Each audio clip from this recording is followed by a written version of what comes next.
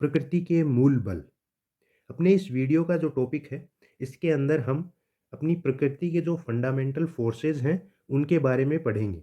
तो चलिए बिना किसी देरी के स्टार्ट करते हैं। अभी आप जो 4 बल देख रहे हैं या जो 4 फ़ोर्स देख रहे हैं स्क्रीन पे, ये चारों फ़ोर्सेस हैं वो फंडामेंटल फ़ोर्सेस हैं अपनी नेचर की। तो चलिए एक-एक की बात करते हैं। नंबर 1 पर है गुरुत्वीय बल, ग्रेविटेशनल फ़ोर्स। नंबर 2 है वीक फ़ोर्स या दुर्बल बल। नंबर 3 पर है अपना इलेक्ट्रोमैग्नेटिक फ़ोर्स या विद्युत चुंबकीय बल। एंड लास्ट एंड 4 है न्यूक्लियर फ़ोर्स या नाभिकीय बल, जिसको हम स्ट्रॉन्ग फ़ोर्स भी बोलते हैं, प्रबल बल भी बोला जाता है। यहाँ पे आप इनके सामने जो नाम देख रहे हैं, वो वे पार्टिकल हैं, जिनके आदान-प्रदान के द्वारा ये फ़ोर्स हैं, वो जनरेट होते हैं।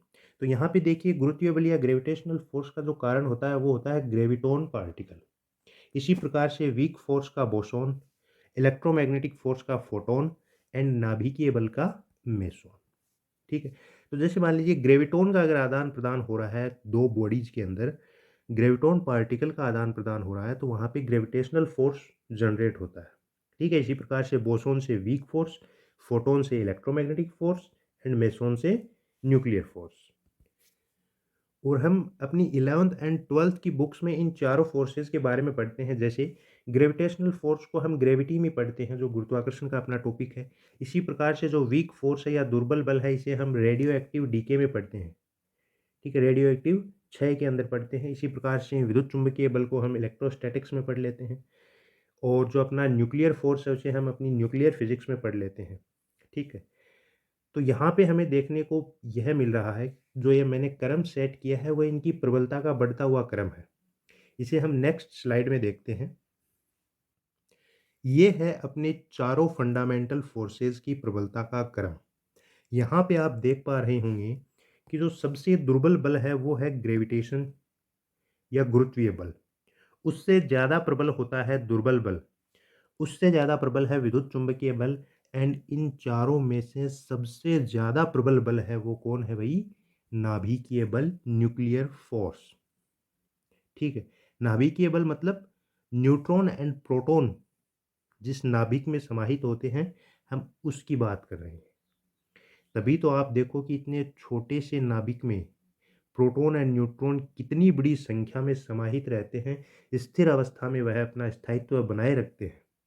अगर वह बल प्रबल ही नहीं होगा, तो क्या ये संभव हो पाएगा? बिल्कुल नहीं।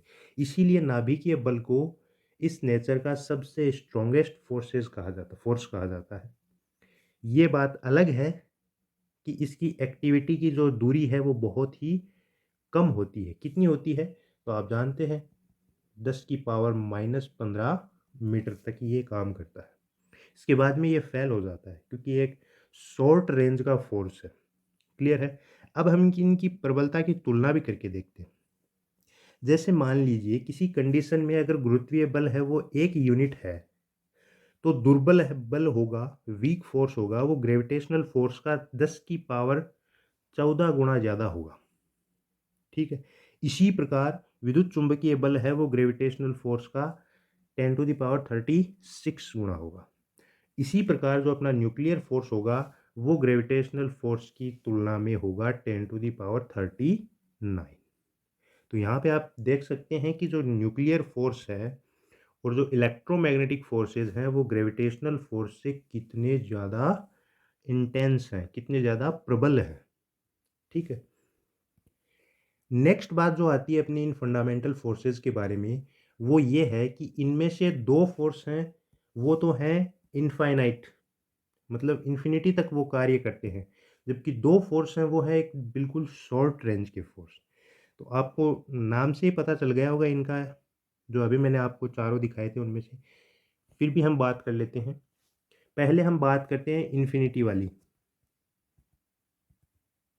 इन्फिनिटी रेंज किन-किन की है?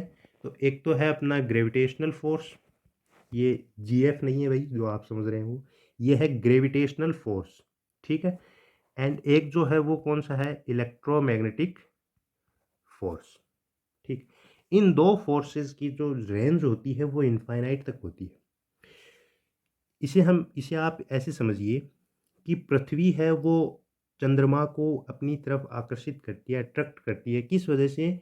ग्रेविटेशनल फ़ोर्स की वज़ह से। इसीलिए जो मून है वो अर्थ के अराउंड मोशन कर रहा है। वो पृथ्वी के गुरुत्वीय बल की वज़ह से कर रहा है। ठीक, इसी प्रकार से सूर्य के चारों तरफ अपने सभी ग्रह गति कर रहे हैं या किसी ग्रह के चारों तरफ कोई उपग्रह गति करता है। तो ये ग्रेविटेशनल फ़ोर्स है जिसकी लिमिट या रेंज होती है वो इनफ़ाइनाइट होती है।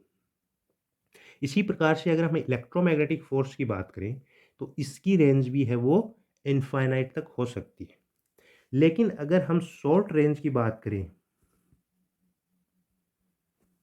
तो शॉर्ट रेंज में अपने आते हैं weak force and strong force. ये दोनों शॉर्ट रेंज के हैं। देखिए दोनों नाभिक से रिलेटेड ही हैं। जो न्यूक्लियर फ़ोर्स है या जो स्ट्रॉन्ग फ़ोर्स है, स्ट्रॉन्ग फ़ोर्स को आप बोल सकते हैं न्यूक्लियर फ़ोर्स, ये तो नाभिकीय बल है ही है। वीक फ़ोर्स अभी मैंने क्या बताया कि आप रेडियो एक्टिव डीके में देखते हैं, ठीक है? तो ये दोनों जो फ़ोर्सेज़ हैं, इनकी जो रेंज होती है वो बहुत ही छोटी होती है, बहुत ही शॉर्ट रेंज होती है, ठीक? नाभिक की तो आप जानते ही हैं रेडियस क्या होती है, 10 टू द पावर माइनस 15, तो ये यहाँ तक ही कार्य करता है, 10 to the power minus 15 metre तक कार्य करता है। तो ये चर्चा थी अपने नेचर के जो फंडामेंटल फोर्सेस हैं 4 उनके बारे में। आई होप आपको ये वीडियो समझ में आया होगा। फिलहाल इस वीडियो में इतना ही। Thanks for watching.